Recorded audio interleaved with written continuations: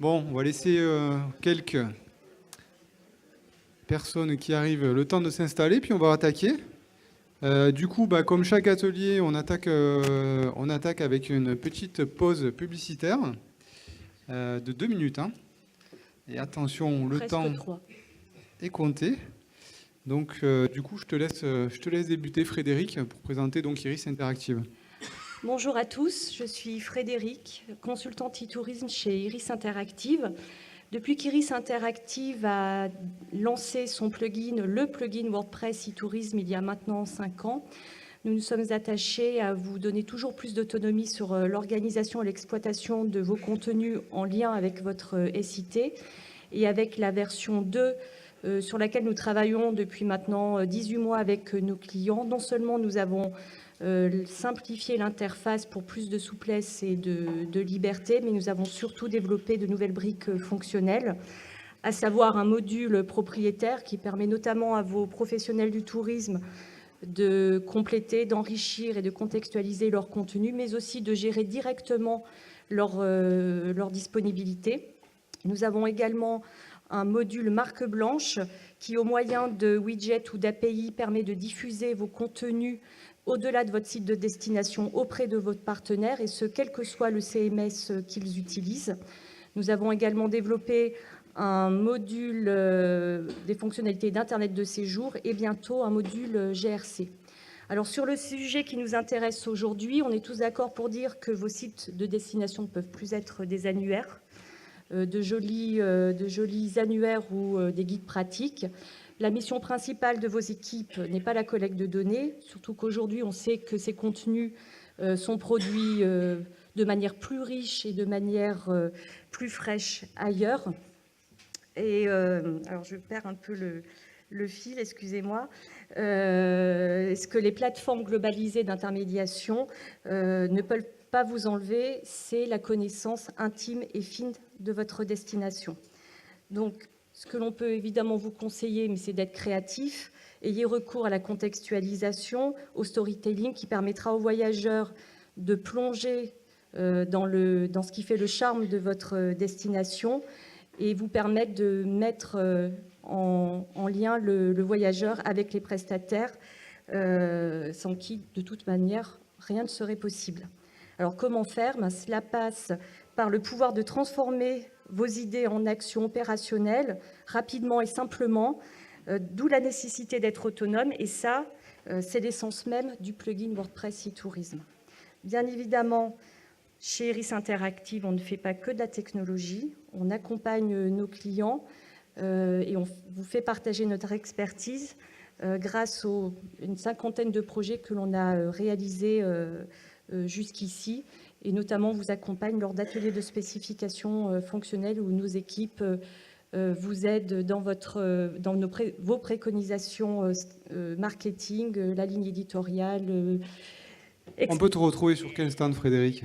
Stand numéro 20, venez Voilà. nous rencontrer. On vous présentera le back-office de la V2 qui est super simple en termes de prise en main, et on vous présentera tous ces nouveaux modules fonctionnels qui vont vous aider à accompagner vos partenaires et vos prestataires. Bref, pour nous, les SIT ne sont pas morts. Il faut tout simplement les exploiter de manière intelligente. Parfait. Merci. Bon, vous aurez compris. Merci Frédéric, avec un lien très fort donc, du plugin avec le sujet du jour hein, sur le SIT. Du coup, j'appelle Nouveau Territoire. Est-ce qu'il est dans la salle ? Oui, non. Levez la main. Ouais, on a gagné 3 minutes, c'est bien. Une fois, 2 fois, bon, 3 fois, Nouveau Territoire. Et pas là. Du coup, on va enchaîner avec le sujet du jour. Alors, on va parler des fameux SIT. Donc, c'est un sujet que vous connaissez sans doute tous, hein, si vous êtes ici aujourd'hui, les systèmes d'information touristique. Alors, pour en parler, on a 3 intervenants. Et en fait, le format de cette battle est un petit peu particulier parce que je vais inviter 2 personnes de la salle à venir donc compléter les sièges vides pour réagir, enrichir le débat par rapport aux arguments qui vont être avancés par chacun des intervenants. Donc, c'est sur la base du volontariat, évidemment. Donc, qui se sent, en fait, l'âme. Voilà, voilà, une personne, merci. Peut-être une dame pour venir équilibrer. Ah, bon, ouais, ça va. Comme ça va. Sinon, on va essayer de trouver une dame. Il y en a quand même pas mal.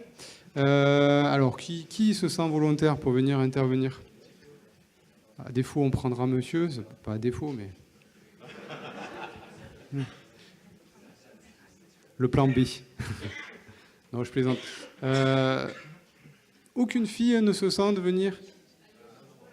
Ah, voilà. On applaudit la courageuse.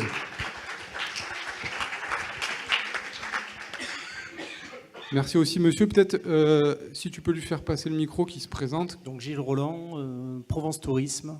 J'ai en charge pas mal d'activités, dont les systèmes d'information au sens large et le système d'information touristique. Ok, parfait. Et donc, du coup, mademoiselle, madame. Donc Aurélie Allaire, Office de tourisme intercommunal, La Baule, Presqu'île de Guérande. Donc, merci à vous de jouer le jeu. Je vais présenter les autres intervenants qui complètent la table ronde. Donc, on a Cédric Chabriberg, donc, qui est Chief Imaginary Officer chez Facebook, donc en charge des City Guides. Voilà. Donc là, c'était la dernière conférence au C8 où il présentait donc ce projet qui vient un petit peu bouleverser le monde des offices de tourisme. Paul, ne parle pas trop parce que toi, tu as une grosse tête. Et des bras sensibles, puisque Paul Fabing, ben non, normalement c'était Paul Position, bon, c'est Paul Position, on va l'appeler, donc qui est directeur d'holothérapie. Donc on aura, je pense, tous besoin peut-être d'une petite thérapie à la fin de cette conférence qui va un petit peu bouleverser peut-être nos habitudes. Et donc qui est directeur génial, c'est un super poste. Voilà. Et donc du coup Pascal aussi, Vino, ici dans son propre rôle. Non, parce que toi tu es dans ton propre rôle et que nos deux acolytes vont jouer un petit peu les acteurs pour exagérer un peu le débat et avoir des arguments vraiment qui s'opposent. Et donc Pascal Vino, chez Tourisme et Territoire, est en charge du projet Data Tourisme. Voilà, donc pour la petite histoire, avant cette battle, j'ai un petit peu cherché sur Google qu'est-ce qui se disait sur les SIT, le e-tourisme, etc. Et je suis tombé sur un article de Pierre Croiset sur le blog e-tourisme.info qui date de 2011. Donc voilà, bienvenue 6 ans après. Et c'était exactement le même sujet, hein, faut-il garder son SIT? Donc on voit que le débat tourne un peu en rond. C'est vrai qu'on arrive peut-être aujourd'hui à une période d'autant plus charnière que aussi des privés se sont un petit peu plus fait présents sur l'information touristique. Et peut-être Paul Position, du coup, pour entamer le débat, est-ce que tu peux déjà nous dire, toi, ton SIT, comment tu l'utilises et pourquoi c'est le meilleur outil dont tu disposes dans ton office de tourisme? D'accord, donc je suis directeur d'office de tourisme, hein, c'est bien ça? C'est bien ça. Ouais, ce que je n'ai jamais été, hein, je le dis tout de suite. Mais, oui, bah écoutez, moi, mon SIT, c'est le trésor, c'est toute ma vie finalement, hein, dans mon office de tourisme. Hein. On a commencé ça il y a 20 ans, on bosse dessus 23 heures sur 24. C'est quelque chose d'inestimable et avec lequel on fait tout finalement. Hein, on fait les listes exhaustives de tous les hôtels, de toutes les chambres d'hôtes. Alors on a des petits soucis parce que maintenant il y a un peu d'Airbnb, c'est un peu compliqué, mais bon, on fait la chasse, donc on y arrive. On met toutes les manifestations. C'est vraiment l'image complète de mon territoire. Faut être clair là-dessus. La base de données, c'est vraiment l'alpha et l'oméga de ce que je dois faire pour mon office de tourisme. Et avec ça, je fais tout le reste. Donc je suis hyper heureux parce que j'ai un super SIT et que je le garde jalousement et que surtout, je ne le partage pas puisqu'il a une valeur tellement énorme, si tu veux, que, enfin, si vous voulez bien, monsieur Bruck, c'est quelque chose qui est... Enfin, je veux dire, si je le donne, si je le vends, je perds mon âme, quoi. Hein, quelque part, il faut être... Donc pour toi, ton SIT, c'est ta base de données que tu partages quand même. Tu vas pas dire l'inverse quand même. Bien sûr, c'est ma base de données. Je la partage, oui, enfin... avec parcimonie, bien entendu, hein, puisque je fais très attention à qui je la donne, évidemment, pour être sûr que ces personnes-là sont déjà adhérentes chez moi, parce que sinon, je ne peux pas la donner, hein, bien entendu. Voilà, mais c'est quelque chose de fondamental sans le SIT, je suis un peu nu, il faut bien le dire, quoi. C'est aujourd'hui beaucoup de ressources qui sont mobilisées dans ton office de tourisme. Ah ben oui, et je pense que si on pouvait en mettre plus, ça serait encore mieux, hein, très franchement, quoi, pour que le SIT soit encore plus performant. Je dois dire qu'on a à peu près 72 critères pour décrire la moindre auberge, donc avec ça, on est Hyper précis. Voilà, on peut faire des moteurs de recherche très très pointus, quoi, hein, vraiment. Sur même des critères que les internautes ne connaissent même pas, en fait. Mais ils pourraient avoir envie de les connaître, hein, bien entendu. Hein, enfin, à eux de s'adapter quand même à notre façon de voir les choses, quand même, hein, bien entendu. Hein. J'ai été clair ? Très bien, c'est assez clair.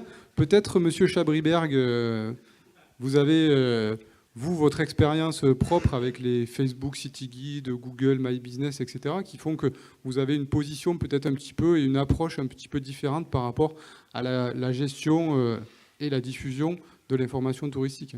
Ouais, effectivement, on a trouvé une autre approche. On a une base de données et contrairement à nos amis des OT, on les partage avec les internautes, les visiteurs. Ils voient les données qui sont dedans, alors que Paul les garde bien précieusement et partage avec personne, y compris les futurs touristes. Donc on commence par ça, on commence par partager les datas, et puis surtout on fait bosser les autres, on fait bosser les prestataires qui remplissent leurs données, plutôt que de les faire remplir par des agents d'accueil qui auraient peut-être autre chose à faire. Donc avec notre pote de Google, on a créé 2 belles bases de données, hein, Google My Business et Facebook Places, et Facebook CityGas dans son... Mais oui, on est tous potes, tu sais, dans un coin là-bas. On se fait quelques parties là-bas. Et tout ça pour dire qu'effectivement, on a une approche assez différente et que ça marche plutôt bien, parce que finalement, on a pas mal de visiteurs finalement sur nos sites et qui voient pas mal d'infos touristiques, contrairement au site de Paul. Qu'est-ce que je voulais dire d'autre ? Ouais, c'est pas mal, je te félicite. Bah, d'ailleurs, on pourrait peut-être bosser ensemble parce qu'on commence à prêter du matos chez Google. Tiens, je prends une autre casquette. Hein. On commence à prêter du matos, des caméras 360, des applis Trusted Verifier, etc. pour faire bosser les offices de tourisme un petit peu. Et plutôt que de les faire bosser sur les SIT, on va les faire bosser sur Google My Business. Et on est convaincu que ça devrait pas mal marcher et que la data, elle devrait être assez rapidement à jour. Entre les offices de tourisme et les acteurs privés du tourisme, on devrait avoir une base de données qui certes est imprécise et discutable aujourd'hui, mais qui dans le monde de Paul, ça prendrait quelques années, mais chez nous, ça va prendre quelques semaines, sera assez propre et en plus validé par des vrais clients qui ont vraiment vérifié que le Wi-Fi fonctionne bien dans toutes les chambres, alors que Paul, bien entendu, il n'était jamais allé vérifier l'info sur le... Voilà, c'est déclaratif, donc on croit sur parole. À partir du moment où il est adhérent à l'office, on est bon. Hein. Donc tout ça étant du conseil éclairé à travers le montant de la cotisation. Voilà, donc une approche un peu différente. Mais oui, je crois que je vous ai pas mal pratiqué. Et du coup, j'ai changé de fusil d'épaule. Vous pouvez rebondir, hein, si madame ou monsieur voulait prendre la parole, n'hésitez pas aussi pour partager un peu de votre expérience, de peut-être rebondir sur ce qui vient d'être dit, amender, contredire. N'hésitez pas, voilà, à aussi témoigner un petit peu de votre activité quotidienne. Non, la situation est bien résumée. Ouais.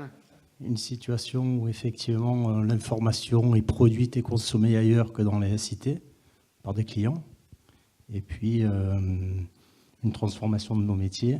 Et donc effectivement une remise en question et des questionnements sur nos outils, et notamment sur les SIT.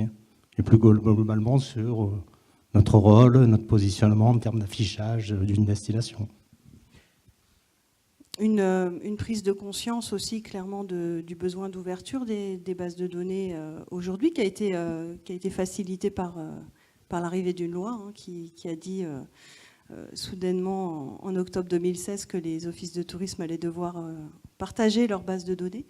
Donc il a fallu digérer un petit peu tout ça pour se rendre compte que c'était effectivement une obligation, même si tout le monde, certains en doutent encore déjà. Elles étaient déjà partagées, mais pas forcément avec parcimonie, comme disait Paul, donc avec des diffuseurs qui étaient soigneusement sélectionnés, avec souvent une notion un petit peu de troc ou d'échange, de contrepartie, en tout cas contre la donnée. C'est vrai qu'on se retrouve aujourd'hui avec une loi qui nous dit vous devez ouvrir gratuitement, sans contrepartie. Et du coup, on arrive là, alors je prends ma casquette Data Tourisme, puisque c'est un projet que je coordonne au nom de Tourisme et Territoire avec la DGE, pour dire qu'on essaye de se situer du coup un petit peu entre les deux, de tirer Paul pour l'emmener vers Cédric, et puis faire en sorte que les deux puissent travailler ensemble et peut-être la donnée des SIT compléter la donnée l'autre donnée et réciproquement. Le fond de la question, c'est vers de l'enrichissement. Est-ce que la donnée de Paul est en fait intéressante pour Cédric? Parce que finalement, il a déjà cette donnée. Qu'est-ce que ça va lui apporter de plus? J'aurais pas trop bousculé, hein, qu'il la garde. Hein. Mais vraiment qu'il la garde précieusement, parce que j'en ai déjà beaucoup plus. Enfin non, j'ai pas les 72 critères, pardon. Tu pourrais peut-être me les envoyer, je sais pas, on sait jamais, pour mettre sur l'étagère. Hein. Oui, bon, on peut essayer d'aller au-delà maintenant, un tout petit peu, par rapport à ces cités, parce que la vraie question, c'est bien de savoir s'il faut les conserver. Je pense que le débat est bien posé.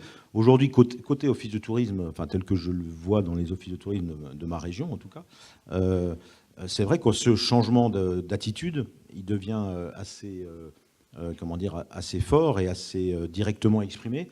Dans la mesure où on change de monde, hein, évidemment. Google est passé par là et tous les autres. La prise de conscience que le site de l'Office ne pèse pas grand-chose par rapport aux consultations qui sont faites par ailleurs, celle-là, je crois que la prise de conscience est faite.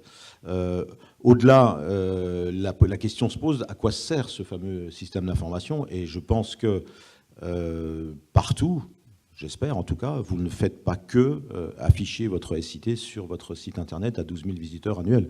Le principe aujourd'hui, l'utilisation a dépassé très largement ce cadre-là, même si c'était, on peut le dire quand même, l'objectif de départ. Et quand on est office de tourisme, c'est vrai qu'on a évidemment, je vais dire un gros mot, mais on a une mission de service public, donc il ne faut quand même pas l'oublier. Le recensement de l'offre, on est censé recenser, oui, ça se dit, l'ensemble de l'offre sur un territoire. Le SIT, c'est le moyen le plus pratique pour le faire de manière efficace et pour pouvoir utiliser ce matériau. Et aujourd'hui, c'est vrai que quand on analyse les choses d'un point de vue un peu plus moderne, on va dire, on est plutôt sur des notions de marketing territorial, de comment développer la valeur d'usage, la valeur hédonique, la valeur de signe, j'emploie des gros mots, hein, de son propre territoire. Et pour tous ces sujets-là, l'instrument, le substrat premier, la matière première, ça va être la donnée touristique, bien évidemment. Et cette donnée touristique, l'Office doit en disposer pour pouvoir la transformer et faire autre chose, et faire des actions de marketing, d'accueil, des services, etc. Et cela, aujourd'hui, la question qui se pose, c'est est-ce que je peux construire une base de données de l'ensemble de l'offre de mon territoire sans m'occuper moi-même de la recenser? La réponse est sans doute oui, je précède ta réponse, via un certain nombre d'instruments, avec une petite incertitude qui reste quand même, parce que je pense qu'on ne trouve pas tout le monde dans les fiches Google My Business, notamment, pas encore. Même si peut-être les meilleurs, en fait. Oui, c'est ça, exactement, oui, tout à fait. On est bien d'accord. Mais dans une logique d'office de tourisme, il y a aussi la notion de savoir distinguer les uns des autres, et donc d'avoir un panorama complet d'une situation sur un territoire. Voilà, je vais garder le reste pour tout à l'heure, parce que Cédric va encore me lancer quelques pics. Mais voilà, c'est le principe aujourd'hui, je pense que c'est que le SIT, c'est le début de quelque chose, c'est pas l'aboutissement. C'est pas comme il y a quelques années, l'alpha et l'oméga, c'est juste l'alpha, quoi, en fait, quoi. Moi, je rejoins Paul, là-dessus, pour dire que c'est vrai qu'on a tendance à, quand on dit SIT, on voit derrière site internet, on voit juste le SIT à travers la vitrine internet. Je pense que le SIT, pour un office de tourisme, pour une ADT, pour un CRT, c'est vraiment la matière première. Enfin, la donnée qui est dans le SIT, c'est la matière première qui sert à exercer la plupart de nos missions. On fait de l'accompagnement de prestataires, on fait de l'ingénierie, on fait de la qualification, de la labellisation parfois. On a toutes ces missions-là qui viennent s'additionner. C'est vrai qu'on n'est pas que sur de la promotion de la destination. Et pour faire tout ça, on travaille avec des prestataires. Et l'ensemble des professionnels du tourisme de notre territoire, ils sont là, ils sont recensés dans un outil qui est une base de données qu'on appelle pour le coup SIT. Mais vraiment, on a cette matière première qui est la base de la plupart de nos missions en tant qu'institutionnel du tourisme. Donc, fermer le SIT, ça voudrait dire se priver de tout ça, ce qui n'empêche pas d'alimenter cette base de données d'une manière différente, de partager effectivement la contribution, d'ouvrir l'écriture à des prestataires en direct, avec du coup du temps qui est dégagé pour l'animation, pour le coup du réseau de prestataires. Mais j'ai du mal à voir comment on pourrait se priver de cette matière première dans un organisme tel qu'un office, un CDT, un CRT. Oui, je vais parler en tant que office de tourisme, justement, fille de l'accueil aussi. Concrètement, Cédric, qu'est-ce que tu proposes? Je me mets à la place de la fille de l'accueil. J'ai besoin des animations dans mon SIT. Qu'est-ce que je fais? Je vais farfouiller sur le web. Quelle est ta solution? Concrètement. Alors, attention, j'ai pas dit qu'il fallait fermer les cités encore. Oh, le petit joueur. Juste une précision. Non, mais on est là pour débattre, donc j'anticipe. Non, j'allais justement rebondir sur le propos de Pascal. J'ai rien contre les SIT en tant que tel. La question qui se pose est plus, est-ce que j'ai besoin de mon SIT pour faire de la promo et pour alimenter mon site?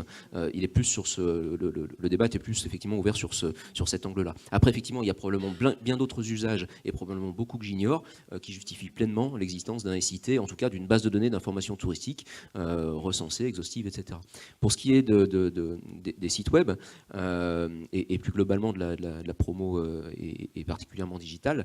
La question, elle était aussi à l'accueil. Je permets juste de... Elle était aussi à l'accueil? Ouais, elle était là pour le coup, si j'ai bien compris. Oui. C'était aussi, c'est ça, c'est vraiment de se replacer aussi, de dire que les cités, ça ne sert pas que pour le web. Ouais, justement, il y a plein d'autres usages, on s'en sert à l'accueil, que plutôt peut-être d'aller chercher, parce que c'est ces mêmes personnes qui sont à l'accueil qui vont aller saisir cette info-là dans le SIT, donc au lieu après d'aller chercher peut-être, on le connaît bien notre SIT, donc c'est assez facile pour nous, plutôt que d'être à chercher sur le web. Donc voilà. Oui, tout à fait. Non, mais encore une fois, je pense qu'il y a effectivement besoin d'une base de données, plus qu'un SIT, parce que le SIT, on l'associe effectivement par des formations à l'usage web. Après qu'une base de données, elle est légitime. Après qu'elle soit alimentée spécifiquement et de A à Z en interne, je ne sais pas, c'est à limite un autre débat. Je reviens juste sur effectivement l'usage pour les sites web. Je rejoins pas tout à fait ce que disait Paul. C'est-à-dire qu'on n'a pas nécessairement besoin d'une info hyper structurée, hyper précise et dans un SIT justement aussi lourd qu'aujourd'hui pour faire de la promo et pour faire de l'info touristique. C'est-à-dire qu'aujourd'hui, ce qui est clair et avéré, et je pense qu'il y aura assez peu de personnes dans la salle qui... Il y a quelques exceptions, j'imagine, qui pourront dire le contraire, c'est que le trafic web des internautes qui vont sur un site web par une recherche liée au SIT, aujourd'hui, ce trafic-là, il est en chute libre. J'ai peu d'exemples d'une destination qui voit encore son trafic web augmenter à travers des listes et des fiches sèches sans marketing autour. Il y a une chute libre, mais c'est quand même une part majoritaire. Aujourd'hui, c'est encore une part majoritaire, c'est évident. Dans certains cas, c'est même effrayant, parce que c'est 70-80%. Et on sait que c'est en chute libre. Ça correspond quand même à un besoin. Oui, tout à fait.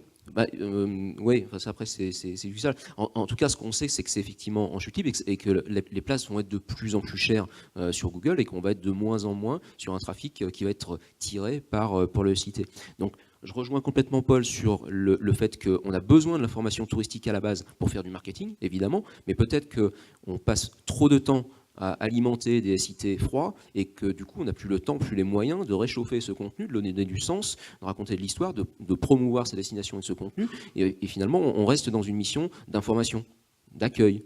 Mais finalement, on ne va pas chercher les gens avec du marketing tiré par l'offre. Je crois qu'on est un bon mission de service public que mentionnait Paul au départ, en fait, qui est un peu le côté historique du SIT. Exactement. Et qui maintenant se fait un peu dépasser par le volet marketing parce que on est attaqué de tous les côtés par les privés, et qu'effectivement on a oublié peut-être cette dimension-là. Ouais, mais je crois qu'on a une bonne illustration. Oui, avant de rebondir sur ce qui vient d'être dit, le sourcing d'informations, c'est important. On s'est longtemps positionné en disant on est tous, on est des fournisseurs officiels de l'information touristique et culturelle. Et pour atteindre cet objectif-là, on a mis des moyens humains effectivement à cette collecte. Donc, et aujourd'hui, il y a quelque chose qui se dessine. On va donner la main aux prestataires pour qu'ils se saisissent dans notre cité. Voilà, aujourd'hui, certaines destinations. Ça fait longtemps que ça existe. Oui, oui. Mais c'est qu'on n'y arrive pas. Oui, ben, pourquoi on n'arrive pas? Si je suis hôtelier, je vais saisir ma fiche Google sur My Business et potentiellement, je vais négocier avec Booking et je ne vais pas saisir dans un cité. Du coup, la question, c'est l'exposition et en plus, il faut que je paye pour saisir. Donc, et puis l'exposition de ma fiche dans la cité, sur le site web de l'Office de tourisme. Excusez-moi, voilà. Alors, justement, à ce titre-là, Google fournit régulièrement My Business des stats de visibilité, etc., qui encouragent aussi quelque part à donner de la crédibilité à l'outil. Google My Business a offert une fonctionnalité en juin 2017 qui vous permet effectivement, à partir d'une fiche Google My Business pour le prestataire, de créer un mini site web pour le prestataire. Voilà. Ça, c'est gratuit. Derrière, ils vendent tout son écosystème, effectivement, les AdWords, etc. Et voilà, moi si je suis restaurateur, je suis là pour délivrer du plat, de la qualité. Je ne suis pas forcément spécialiste du digital. Donc voilà. Il y a l'aspect sourcing. Après, sur l'aspect valorisation, effectivement, on a franchi le cap, on est en train de franchir le cap, qu'effectivement notre cité n'a pas d'objectif d'attractivité. Donc exposer aujourd'hui notre base de données sur un site web, quel qu'il soit, ça a peu de valeur. Et on le constate par les usages. On a ouvert un blog maintenant sur le site MyProvence il y a un peu plus de 2 ans. C'est la rubrique la plus consultée. On travaille sur du contenu, photos, vidéos, etc. Ce sont effectivement, il y a une forte appétence du client qu'on arrive à capter. Encore une fois, c'est une fois qu'il est venu. Voilà. Il a mis beaucoup d'argent pour le capter. Mais consulter une liste d'hôtels sur notre site, ça a peu de valeur. Et ça a peu de valeur parce qu'il n'y a pas d'usage. Oui, après, on a des usages. Après, il y a des usages, mais ce sont des usages en accueil dans les offices de tourisme, des usages sur des études, sur l'observation. Donc, les questions qu'on se pose, c'est comment collecter plus facilement de l'information et allouer des ressources humaines sur vraiment des fonctions à valeur ajoutée, notamment sur de la scénarisation d'une destination. Ça, c'est la première question. Et la deuxième question, c'est de se dire nos services, quelle valeur d'usage on va pouvoir trouver à cette donnée qu'on a collectée plus facilement. Voilà. Des représentations, du mapping, enfin, j'en sais rien. C'est retravailler, retransformer nos métiers. Voilà. Peut-être juste un point pour compléter ce que tu viens de dire. C'est effectivement le changement de métier qu'on est en train de voir s'opérer et qui a vraiment du sens. Et ça peut être dans pas mal de destinations des vrais projets d'entreprise, des projets managériaux, y compris en termes de ressources humaines, de formation, d'accompagnement, etc. Parce que je pense qu'il y a beaucoup de salariés d'office de tourisme qui seraient beaucoup plus excités, valorisés et exaltés à aller sur le terrain, après formation bien sûr, à prendre de la belle photo, raconter des belles histoires, plutôt que de remplir du SIT au kilomètre et d'intégrer des photos dégueulasses fournies par les prestataires. Pardon. Donc l'idée c'est ça, c'est de donner du sens, donner de la valeur et de recréer finalement ce lien. Je pense qu'on a perdu avec le côté très froid du SIT avec les pros, pour aller à la rencontre des pros et pour les engager dans le fait de raconter des histoires. Et ça, on a des destinations où on sait que ça marche. Vous avez peut-être lu un article sur l'hôtel de Lourdes il y a quelques jours sur eTourisme Info. C'est exactement le processus qu'il a engagé et il encourage même, et ça marche très bien, son staff à aller sur le terrain à titre personnel le week-end, et le lundi matin il arrive au bureau, il a des contributions de son équipe qui ont pris des photos. C'est discutable quand même, parce qu'il encourage son équipe en fait à travailler pour Google. En gros, c'est ça. Non, pas du tout, non, c'est pas ce que je suis en train de dire. Ça lui crée du contenu pour créer du contenu pour son site, qui ne va pas dans le SIT, mais qui va dans le blog, qui va dans les articles. Ça crée de la matière première créée par l'OT, et après qui est mise en scène par un comité édito et qui est publiée sur le blog. On ne parle pas de la même chose alors. Non, on ne parlait pas de My Business. Il y a deux sujets dans l'article de Cédric. Il y a le sujet, effectivement, où il contribue à la base de données Google. Bon, ça, discutable ou pas, c'est effectivement un autre sujet. N'empêche qu'il est plus ou moins obligé de le faire, parce que de toute façon, c'est au service de l'information sur la destination, et que s'il ne le fait pas, l'info la plus vue vue sur sa destination qui reste quand même sur Google My Business et non pas sur son site, eh ben, elle ne sera pas de bonne qualité. Donc autant qu'il contribue à ça, ça n'empêche pas de travailler par ailleurs à de la base de données. Mais ce que je veux dire, c'est que c'est le deuxième volet de cet article-là qui a été publié par François Perroy. Et l'idée, c'est ça, c'est d'aller sur le terrain, de créer de la matière, de créer du contenu et d'avoir une force éditoriale de scénarisation des contenus captés comme ça. Alors c'est un peu amateur, c'est fait avec des bouts de ficelle, mais n'empêche que le trafic a explosé sur ce type de contenu, alors que le site cité c'est pas du contenu qu'on va pouvoir intégrer dans les cités, en fait. Non, pas du tout. Non, pas du tout. Mais honnêtement, je pense qu'on n'est pas du tout incompatible dans l'approche là-dessus. Et c'est vrai que ça fait déjà une dizaine d'années, je crois, qu'on a lancé le mouvement des... Enfin, le mouvement, c'est pas un mouvement, qu'on a lancé les missions des ANT sur le territoire, qui est justement d'aller inciter, entre autres, bien sûr, les prestataires à mettre à jour leur fiche Google, qui essaye de leur faire prendre conscience que le monde ne s'arrête pas autour du site internet de l'Office de tourisme. Je pense que ça, aujourd'hui, c'est une prise de conscience qui est actée. Je crois qu'il ne faut pas revenir là-dessus. Le sketch du début était un peu vraiment caricatural et un peu ancien, quoi. Mais aujourd'hui, on en est vraiment là. C'est-à-dire comment organiser ça de manière intelligente. Moi, il me semble que la donnée étant vraiment au cœur la matière première du dispositif, l'Office peut en amener un certain nombre, peut apporter ce fameux V des 5 V de la big data, la véracité. Je crois que là-dessus, il n'y a pas vraiment de concurrence sur un certain nombre de sujets. Alors, on peut chacun trouver des erreurs qu'il y a dans les cités, évidemment, mais je pense qu'il y en a quand même encore un taux un peu plus élevé chez les grands opérateurs internationaux. Mais aujourd'hui, je pense que l'Office de tourisme doit aussi faire sa révolution culturelle, de se dire qu'il est un élément d'un dispositif global. Et quand un office de tourisme comme Lourdes ou comme par chez nous aussi, on avait fait un partenariat avec Google sur les chemins, les Google Trackers, etc. Ça, ce sont des choses qui rentrent dans une logique et dans une stratégie d'une destination pour être mieux référencées, mieux connues, mieux vendues, mieux promues partout. Parce que finalement, le but de l'office de tourisme, c'est pas de se promouvoir sur son site internet. Ce temps-là est... Enfin, je ne sais même pas s'il a existé, mais en tout cas, il est terminé, ce temps-là. Le site internet de l'Office, ce n'est pas la vitrine unique et absolue de la destination.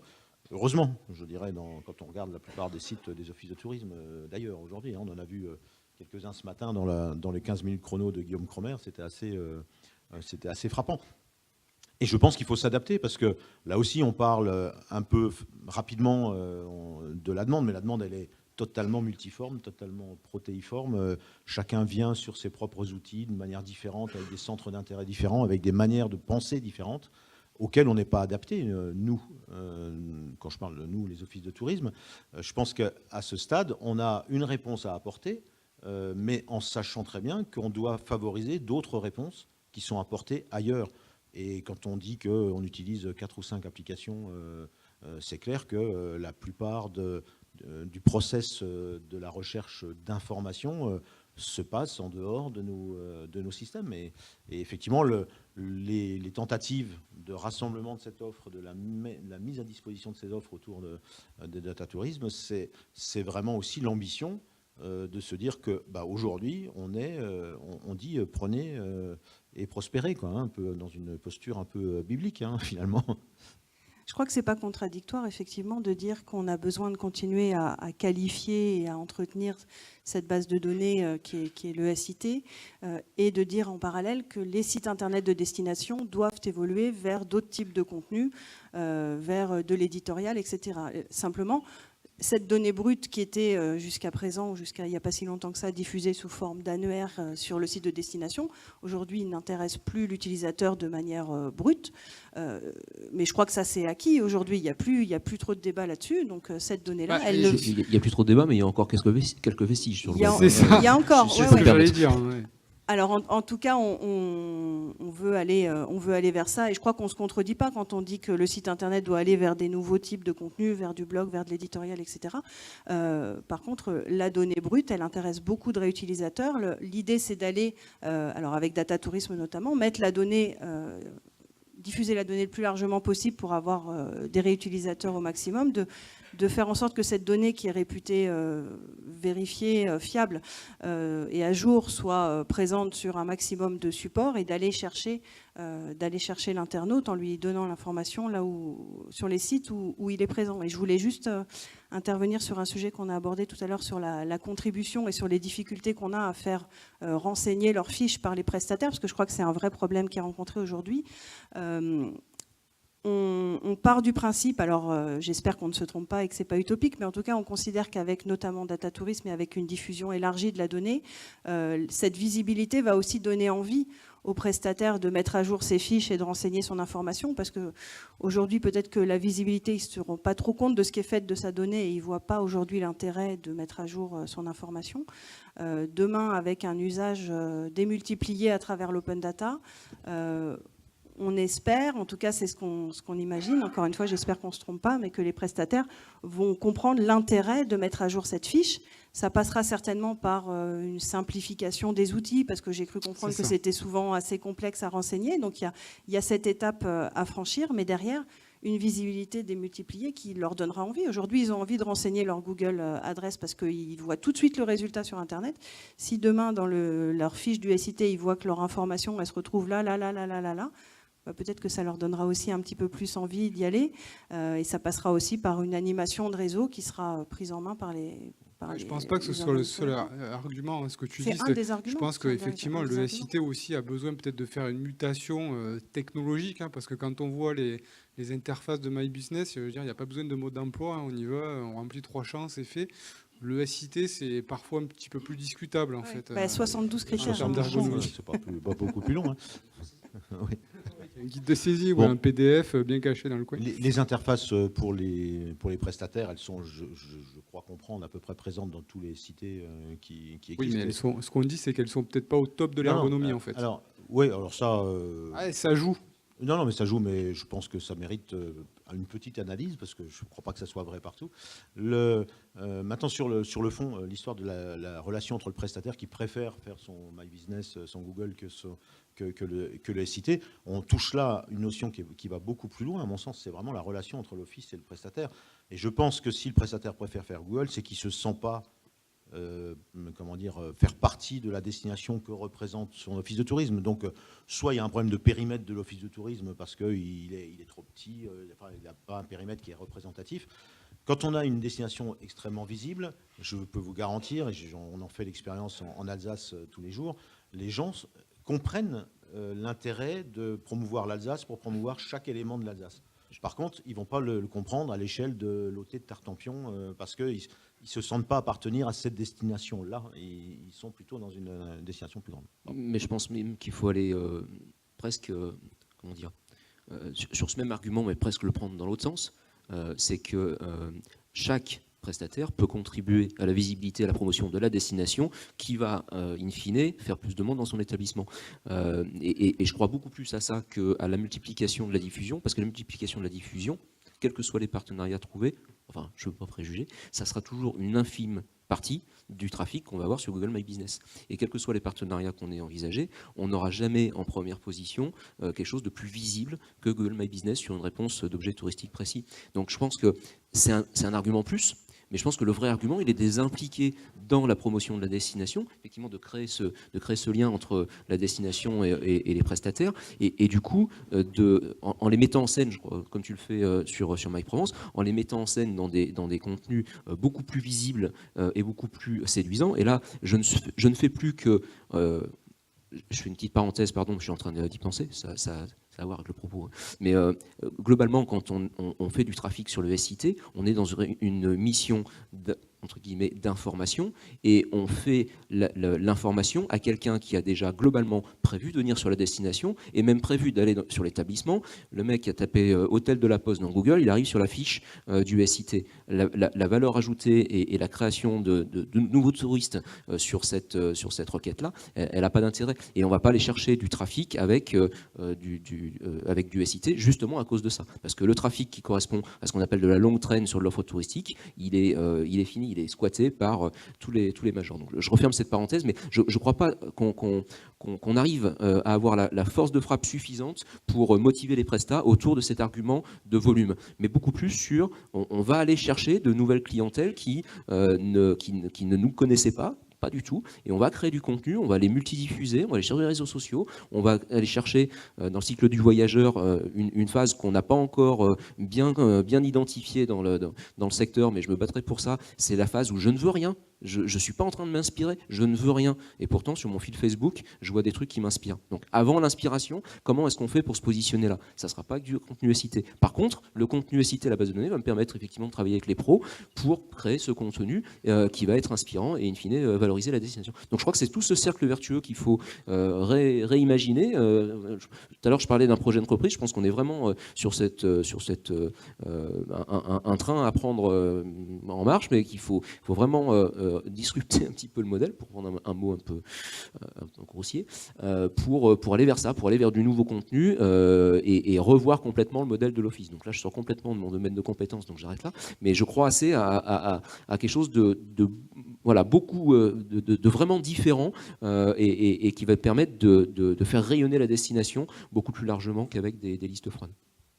Oui, je crois que c'est clair qu'il faut vraiment travailler avec les prestataires sur ce sujet, parce qu'autant certains vont être vraiment contents, pour revenir parler du web, qu'on fasse de l'éditorial, qu'on les mette en valeur sur leurs produits, autant certains vont avoir du mal à accepter que leur fiche, en gros, ne soit plus présente sur le site de la destination. Donc, ouais, vraiment, il y a un réel travail à faire avec les prestataires. Ouais. C'est pas aussi un réflexe un peu d'élu dans le cadre d'une mission de service public, que d'aller voir sur le site de l'office si tous les prestataires sont présents? Est-ce qu'on ne va pas être confronté aussi à cette réalité-là? On m'a dit hier que les élus n'allaient plus voir le site internet, mais qu'ils allaient voir que les pages Facebook. Je ne sais pas si c'est vrai. On me l'a juste dit sur une destination. Ah, peut-être. Oui, mais tu touches un problème, de fond. Enfin, il y a un problème à plusieurs étages, quoi. Effectivement, il y a une notion de service public. Mais le service public, il est facile à rendre. Je veux dire, avoir une liste des hébergements exhaustive de son secteur sur un site web, c'est pas la mer à boire. Que cette page soit vue ou pas, c'est pas le problème. À la limite, on remplit la mission, point. Effectivement, le passage, mais ça, je crois qu'on est passé au-delà. C'est pas que cette page-là n'est pas la homepage, la page d'accueil du site. Pardon, je dis un gros mot en anglais. C'est pas la page d'accueil du site. C'est la page nécessaire qu'on doit mettre quelque part. Je te rejoins tout à fait. L'idée, c'est quand on parle des usages, on est en plein dedans. C'est vrai que tous les systèmes, et on le vit aujourd'hui, tous les systèmes de GRC, de fidélisation, qui sont des enjeux très forts aujourd'hui pour nos destinations. Déjà, il faut les imaginer à l'échelle de la bonne destination, c'est ce que je disais tout à l'heure.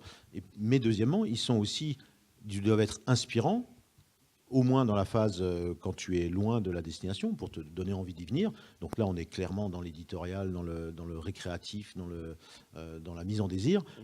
Mais une fois que tu es sur place, il faut être dans comment il me disait Vivian, dans le rationnel, voilà, pardon, oui. L'émotionnel avant et le rationnel pendant. Et le rationnel, c'est bien de dire, voilà ce que moi je peux vous proposer. Et ce mot, pour moi, a beaucoup de sens dans l'évolution de l'Office de tourisme. C'est qu'aujourd'hui, avant, on était dans l'idée de fournir du renseignement à des touristes qui venaient.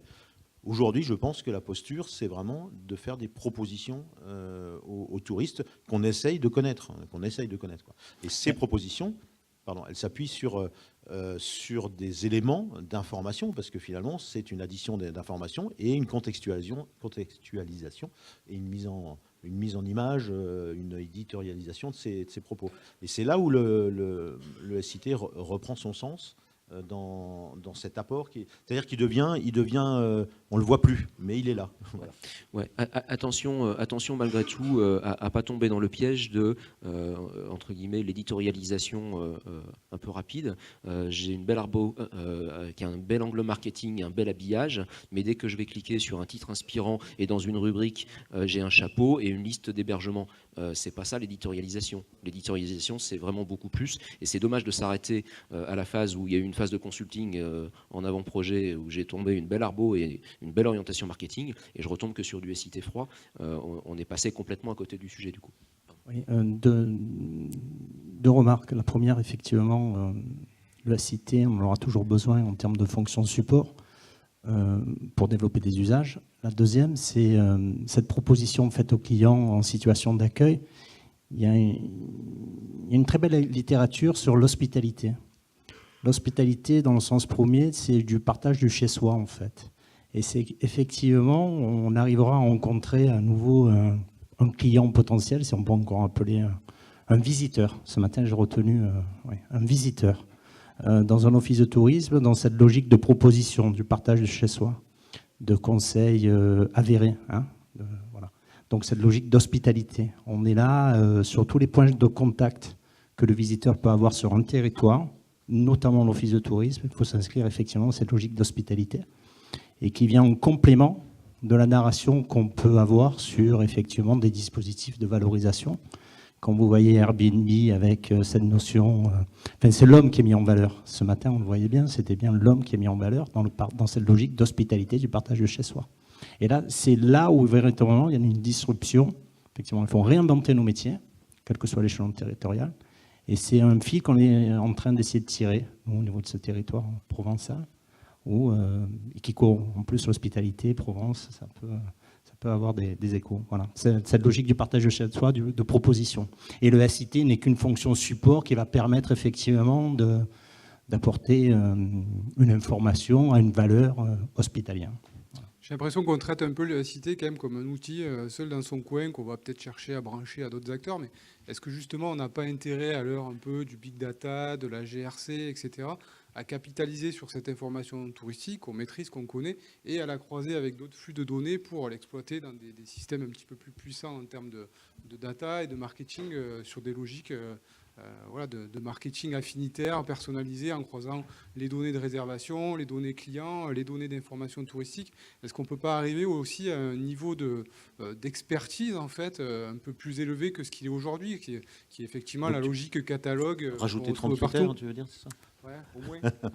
Non, mais c'est ce qu'on fait déjà avec la GRC, par exemple, où on associe des informations froides à des informations chaudes, qui sont des dates de séjour, par exemple, et surtout à des personnes, à des contacts. C'est un peu la réponse aussi, parce que finalement, du coup, tu ne pourrais pas faire de GRC si tu n'avais pas de SIT. Oui, ça serait plus compliqué. Non, mais soyons clairs, on pourrait aussi demander aux gens à l'office de tourisme de dire chaque jour, parce que c'est notre façon de faire chez nous, quelles sont les 3 choses intéressantes à faire sur le grand secteur autour de chez toi. On pourrait le faire à la main, honnêtement. Il faudrait écrire chaque jour le descriptif de tel ou tel musée ou de telle ou telle attraction, par exemple. Mais le SIT, c'est un outil qui simplifie, comme un tableau Excel, simplifie beaucoup la comptabilité, pour être clair. Tu vois, c'est des choses aujourd'hui, je pense qu'il n'y a plus de questions à se poser sur l'intérêt de numériser un certain nombre de choses pour faciliter le travail, le rendre plus rapide, etc. Simplement, il faut sortir de la rigidité de cette numérisation, cette froideur peut-être, comme tu disais tout à l'heure, pour faire avancer l'idée de la faire vivre et de la rendre crédible. C'est vrai que cette notion du nombre de critères, donc tu soulignes en rigolant, mais c'est vrai que c'est quand même important parce que je pense que du coup on est peut-être tombé un peu dans le piège de toujours vouloir qualifier encore plus, qui demande encore plus en plus de temps. Finalement, on balaye un peu tout ça pour pouvoir tout remplir, mais de manière pas forcément qualitative. Alors que quand tu vas sur les fiches Google, tu t'aperçois qu'il y a 10 fois moins de critères, en fait. Ouais. Alors nous, on a vécu l'expérience parce que quand on a monté cette fameuse GRC, on s'est dit, comme tout le monde, on va qualifier les contacts entre ceux qui aiment la randonnée, le vin, la choucroute et je sais pas quoi. Et ensuite, on va croiser tout ça, on va faire de la BI, c'est le mot qu'aime bien Grégory. Et puis ensuite, on va leur envoyer des contenus hyper personnalisés. Bon, quand on se heurte à la pratique, on se rend compte que sur un territoire, quand on sait qu'une personne est à Célestat en Alsace, par exemple, l'office de tourisme n'est pas en capacité chaque jour de faire un contenu différencié de ce qu'il y a à voir sur son territoire ou de ce qu'il y a à faire ou de ce qu'il y a à vivre pour 43 ou 50, parce qu'on va vite dans les combinaisons, on arrive à des centaines de combinaisons possibles. On n'a pas la matière, à la limite, pour faire ça. Et puis, attention au piège de cette hyper-qualification des personnes, hein, notamment. C'est-à-dire que, je prends toujours cet exemple-là, si tu es venu en famille avec tes enfants dans une destination pendant une semaine, tu vas être repéré comme étant en famille, et donc on va te proposer beaucoup de choses pour tes enfants, pour occuper, etc. Si tu reviens 15 jours après avec une bande de potes pour fêter quelque chose, qu'est-ce que tu vas penser si on t'envoie, si on te pousse que du contenu concernant les enfants? Tu vois, on va être à côté de la plaque. Parce qu'on a hyper qualifié la base, mais que quoi qu'on fasse, cette hyper qualification, elle va, si on ne la croise pas avec des choses extrêmement pointues, avec du big data qui va nous permettre de constater qu'en fait son billet de train, il l'a pris avec 3 copains et pas avec ses enfants, enfin, ça devient super compliqué, quoi. Donc nous, pour l'instant, on reste pragmatique et donc on simplifie et honnêtement, on a limité extrêmement la manière de catégoriser les clients, tu vois, pour les visiteurs, pour pas tomber dans des systèmes qu'on ne maîtrise plus, quoi, finalement. Et on ne sera pas capable de gérer. Alors, moi, j'entends le discours sur la big data, la smart data, etc. Il est fascinant. Mais aujourd'hui, je pense qu'on a déjà un service premier à rendre qui est d'être efficace sur sur le conseil de ce qu'il y a d'essentiel à faire sur un territoire ou d'étonnant à faire sur un territoire chaque jour de l'année. Et c'est ce qu'il y a à faire d'étonnant sur un territoire, c'est pas la même chose chaque jour, quoi. Et ce boulot-là, il faut déjà faire celui-là. Après, on va pouvoir construire un certain nombre de choses. Et je voulais juste insister là-dessus. La GRC, c'est une approche comme une autre, mais il y en a d'autres. C'est vraiment l'idée de la proposition.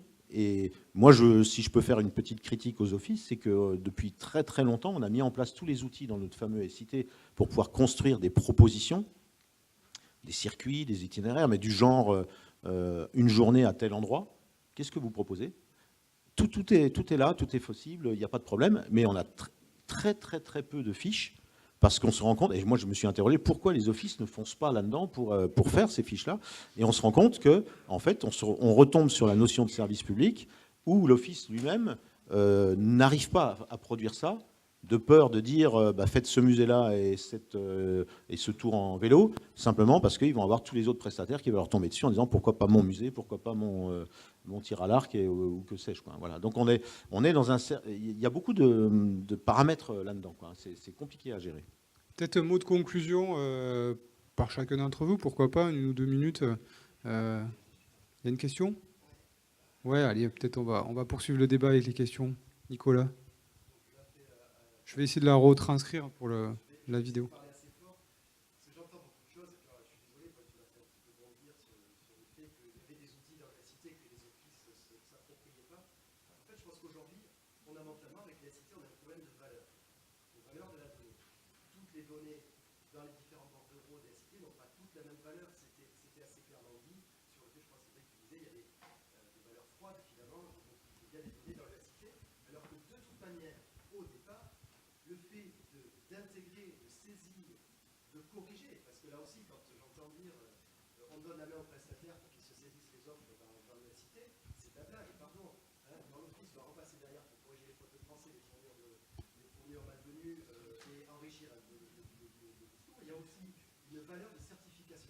Oui, ça on l'a dit aussi quand même. Donc quand on met tout ça bout à bout, on se retrouve avec très souvent un décalage entre les besoins de la collectivité sur une donnée publique de manière générale et le rôle que prend chacun dans ce dispositif. Donc Pascal, tu disais au tout début, la loi c'est de mettre à disposition ces données sans contrepartie. Le simple fait de ne pas pouvoir monitorer ce qui est fait de la donnée, ça veut dire que même nous, on n'est même plus en mesure de justifier demain auprès du prestataire l'intérêt qu'il va avoir de tourner vers nous, petit office de tourisme, pour saisir déjà un minimum de données, plutôt que d'aller directement sur Google qui lui donne d'emblée de suite la visibilité mondiale. On se réserve que l'internaute va se perdre sur sa fiche. Et les statistiques associées en temps réel.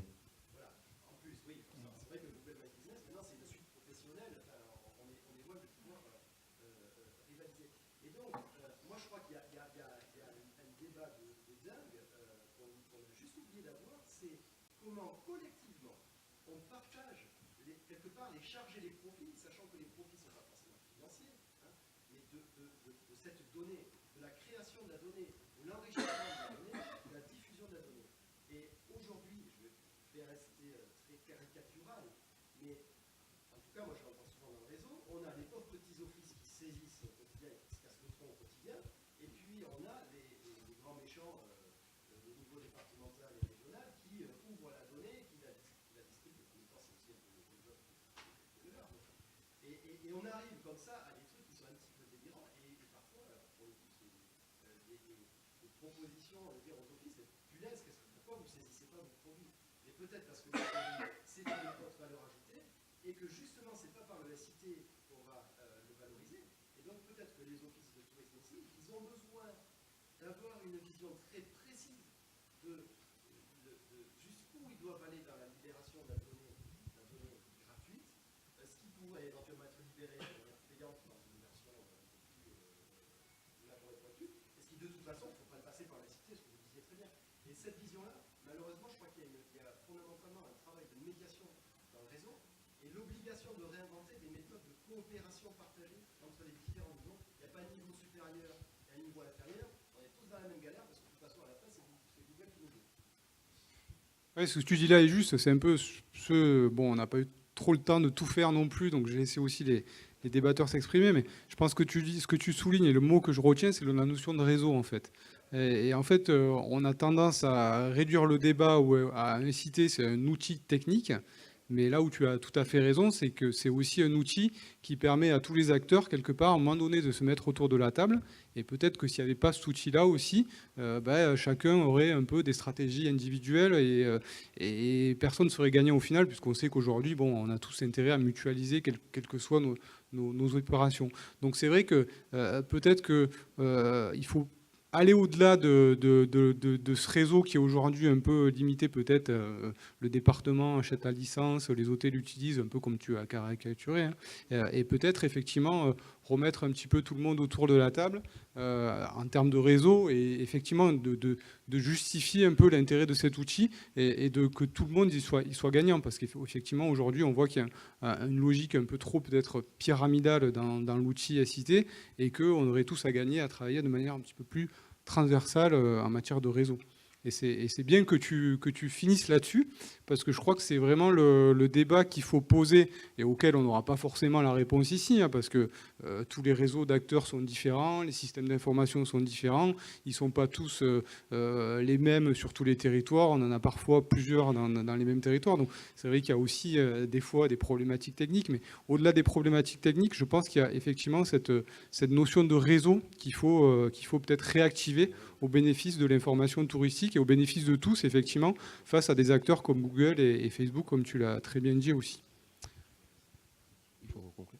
Je pense qu'on peut conclure là-dessus, parce que je trouve que c'est une belle conclusion.